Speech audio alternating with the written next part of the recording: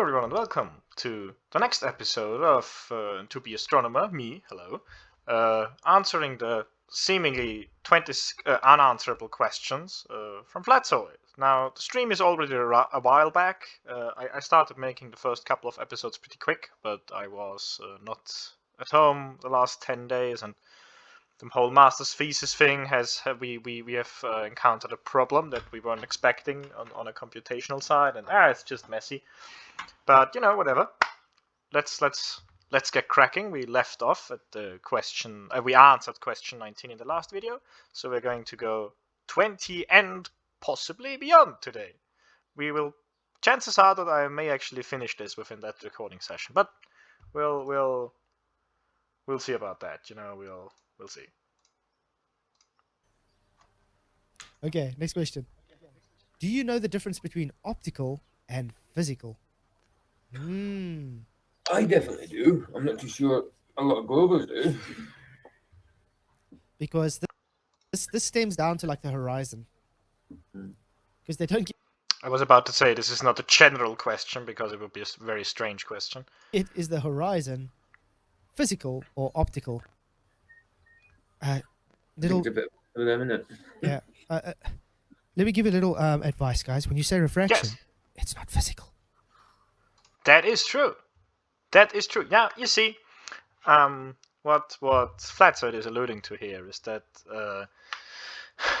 when we do measurements of the horizon, they just invoke some vague optical effect that puts the horizon where it is, and kind of if things disappear behind the horizon, they say, oh, it's just optical, it's not physical, blah blah blah. You see, there is what's called a geometric horizon. You know that, right? And while, yes, of course, we can only see the apparent horizon, the biggest factor of where the apparent horizon is, or appears to be, is the geometric horizon. There are a couple of things working into the position of the apparent horizon. Like, you could say the apparent horizon is a function of the geometric horizon, as well as optical effects. Those are the main two, right? And well, technically, since I said optical effects, it includes all of the weird atmospheric stuff and with the camera and stuff. But those are the two things, right? You can have optical effects in the atmosphere, like I don't know, a steep temperature gradient or something like that, that changes the position of the apparent horizon. However, the position of the apparent horizon also changes with the geometric horizon, like with what the geometric horizon would be, depending on how high you are or what the conditions are, So we want to figure out when you do those measurements the geometric horizon. And I find it fascinating that you say now, wait, you can't do that because it's optical. Well, that's nonsense. You can quantify the optical effects to more or less extent. On some days it's going to work better. On some days, like in the more extreme cases, this is going to work worse. But in general, you can do that. And then you have you measure the apparent horizon. You have a kind of range where how much the optical effects influence the position. And from that, believe it or not, I mean, you aren't going to believe it, but that's how just things work. You can then conclude on a geometric horizon, right? This is not difficult. Yet you portray it as if it was some monstrous thing to do. We have been doing it at least since the 1800s. I know it since the 1800s, probably way before that. Like the correction tables, the dip correction tables that you can find in documents about navigation. Those have been around for a couple of 100 years now. So this is nothing new. This is very standard, actually. Oh, don't give it away, Flatzoid. They still won't get it. I've said this to them many times. Okay, next question. That was quick. Number 21. How can we live on a globe if chemistry states that all liquids have a flat top surface, despite taking up the shape of the container? There we go. How can we live on a globe if chemistry states that all liquids, the all randomly being capitalized into liquids, and a couple of other words. Again, I'm not making fun of it. I'm just wondering why. Despite taking up the shape of the container. So, first of all, do you have a source for chemistry? Like, I love how it says chemistry, because like chemistry doesn't really talk about things like fluid dynamics. That's very much physics, but whatever. So first of all, source please. Where does chemistry say that all liquids have a flat top surface? Which is very funny. You ever, especially like for small amounts of liquids, which is often used in chemistry, there is something called surface tension. I would love how you could show that the surface of a droplet that is clearly curved is flat, but whatever. Despite taking up the shape of the container, well, you could generally say that liquids adjust to the forces surrounding, right? That explains why they deform, or as you perceive it, deform under strong surface tension, like small droplets, for example. That also explains why they kind of they conform, if you will, to the shape of the container. And I know that you're probably not going to get this, right? That's also why it is easily explainable that the oceans are level and curving. You know that, right? And level doesn't mean flat. We covered that earlier. Level and curving, kind of, if you will, curving. Whatever that means in that context exactly. Yeah, so that's not difficult. Liquids just, as pretty much everything actually, just conforms to the forces acting on them. Some liquids have stronger surface tension, but that's a property of the material. Everything just almost as if forces move stuff around. Strange. But yeah, so that's one of the most illiterate. That's one of the most illiterate, like scientifically illiterate questions I've heard in a long time. Which is probably just due to me not doing flat earth stuff for the last 14 days, but meh. So in other words, liquids finds level at rest. They don't. Liquids conform to the forces applying on them, as does literally everything else. Yeah. Okay? So if it's flat, how can it take a shape of a globe? Source, please. You made the claim that it's flat. Can you show that it's flat? Liquids form two containers. Just like air takes the shape of its container, liquid also takes the shape of its container. That's such a meaningless statement, it is bamboozling almost. Yeah. Okay, Yeah. number 22.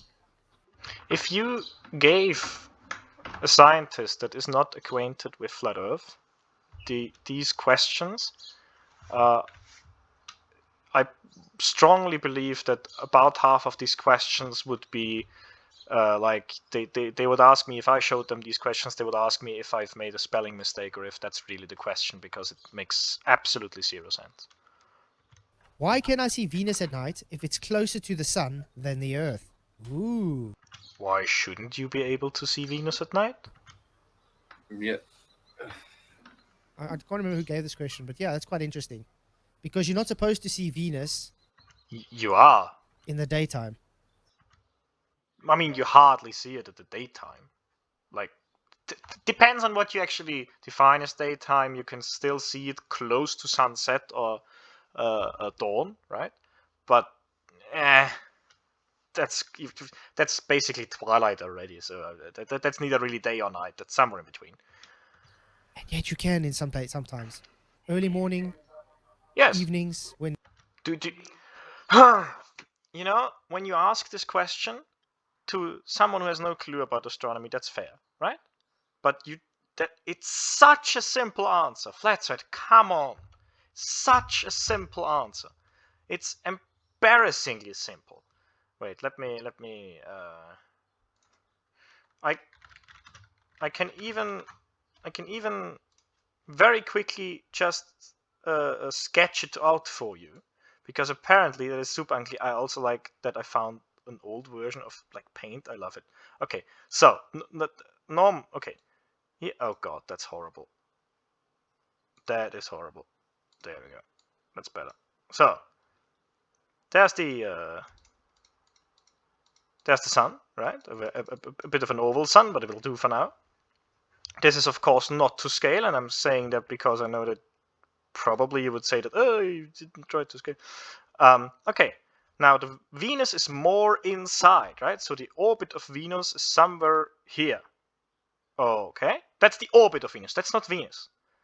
And then you have Venus, let's say, in extreme cases, you have Venus right here. Okay, again, not to scale, not even remotely to scale. Okay, cool. And Earth is, let's say, Earth's orbit is... That was very badly drawn. I do apologize. Earth's orbit is farther out. Let's just say it's farther out. I can't draw it because I made this drawing pretty poorly. And Earth is like, let's say, here, right? Again, not to scale. Important. Not to scale. Not to scale, not to scale, not to scale. And now, there is a region on Earth that is still in daytime, right? Like here, for example, right? That can already see Venus, but is still being shone on by the sun. You can do that. That's also the reason, by the way, why you can only see Venus in the early morning and in the evening. Precisely because it has it is like one of the two more inner planets respective to Earth, right? Its orbit is a lot closer to the sun. That is precisely why you can only see Venus in the early evening, like late evening and in the early morning. That's the precise reason why. So by you acknowledging that, you have actually, without knowing, very confidently so, but still, you have actually confirmed our model, because that is, yeah, that's just why, you know. I am amazed, because it literally takes 2 minutes of research, or like you can even think about that for yourself. This is not difficult. This is really not difficult, and I love that they recreated the old MS Paint. Like, wow, I dig that. Like, really. Props to them. No. Go away. So, okay. Very silly question. Very, very silly and illiterate question. And it's still sunny out. You can see Venus. And not for so- the length of the year as well, and that you should Yeah. see it. You should be on the different other side of the sun. Isn't it called the Morning Star? Mm-hmm. Ooh. Jim Smith. By the way, Venus is really bright in the sky. Precisely because it is so close. Oh yeah. Jim Smith, who came up with these questions, Flats, with your kids? I think you'd be Yes. embarrassed if my kids had to come up with questions. They'll make it even harder for you. No, I would love to hear those questions if... No, I'm not going to say that, what I was about to say. But these questions you could literally ask to someone who just paid attention in high school. Literally. None of these questions were difficult. Yes, some of the explanations I gave were definitely above high school level, but that is just because I know them. You don't have to go there. Very, very, very poor understanding of astronomy and physics. Because unfortunately, I think you got half the IQ of my one kid's. You know that IQ is kind of a scam also, but like just mentioning. I think my 4 Also because, I mean, your IQ is just slightly above room temperature in Celsius, so I wouldn't brag about that, but... year old and will probably demolish you on any objects you're going to bring up. Because Jim is really dumb, I would love to see that. guys.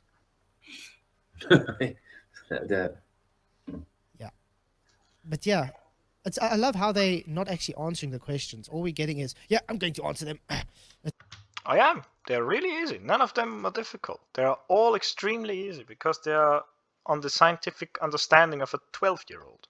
Not even that. It's so easy. These are just dumb questions. You guys don't understand. That doesn't make sense. Yes. I mean, yes. or wait for the video. There it is. Here is my video. I mean, the past videos have gotten like 3 views or something. So, I mean, to be fair, right? I don't blame them for making these statements because no one's ever going to watch this fucking video. But still, you know, it's here it is. Nice. I Since can you give it asked, my so nice. undivided attention on my own video, not on your live show where I could come on and just take the link and come on right now and say it to you. I'll wait for the video. I'll do it in the video where I could say it better. Exactly. More. And by the way, guys, we could come up with a lot more questions. Please do. This is just a They're very, well, mostly entertaining and very easy to answer, and they give me essentially free content. Please do. first 27. Yeah. Okay, let's get to the next. Hey, how does the sun set on your flat Earth? That's just one. Just, Question. you know, In 2023, why do you still Yes. think you live on a ball? because all the evidence points that way. We have literally have pictures of the Earth from space, and so many things fundamentally rely or are explained on the Earth being a globe. It's funny to me that you can't see that, but I guess here we are. Yeah, that was Michael's question. Which I think is really good. Definitely. It's like I recently got asked by someone online how in 2023 I can still be an atheist. And to me it's exactly the other way around. How in 2023 can you still believe you live on a flat Earth, which is like not been the basic understanding for the last couple of 100 years. So, you know, but whatever. Good question. I mean, after everything that's been showing here, You have shown fundamentally nothing. why would people still believe they live on a ball? Exactly. Because if you show someone complete crap and misunderstanding of applied, like, or not applied, well, also applied science, but also like established science was I was about to say. Well, of course, they're not going to change their minds. It's like you have, if you will, the village idiot showing you proof, or like what he considers proof for the cows being stolen by aliens, and you just go, yeah, sure. And then he asks, how in 2023 can you still think that the cows weren't stolen by aliens? I've shown you all of the evidence, but all of the evidence was complete crack. It's willful ignorance. I keep saying it. Indoctrination.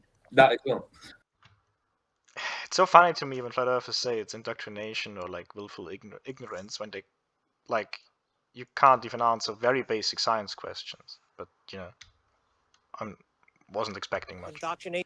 Think about it this way. One side of this equation can produce tangible and applied science, like computers and things like that. All of those come from physics. Yet you think, like, this part you accept, and yet you think all of the other parts are completely wrong. That doesn't make any sense whatsoever. And believing that those in authority. Could I have a list, maybe, of which of the things in my physics degree were lies and which were not lies? That would be really nice just for me, you know. The education Also, why some of those are lies and some aren't, but you know. system. Yeah, people that just won't believe it. Look at Matthew. Mm-hmm. He confesses all the time, makes concessions all the time, but he says, "I still believe we're on a ball." Exactly. What can you do? Can't do anything about it. I mean, look at Dave McKeegan, Poor Angles McKeegan. I mean, the object he with the triangles and everything, flat baseline. You can literally see he's conceding a flat Earth, yet he doesn't want to accept it. No, the flat baseline is completely meaningless. We've also talked about that previously. It's crazy, isn't it? And this is where I will stop it for this episode. Thank you very much for watching. I hope you did enjoy it. If you did, may I ask you to possibly consider leaving a like or maybe even consider subscribing. I have now on this channel 7 subscribers, which is the same number that I had on my old YouTube channel where I only ever uploaded 1 video. It's now deleted, so, you know. But yeah, so with that, I thanks a bunch for watching, and I will see you in the next episode. Goodbye!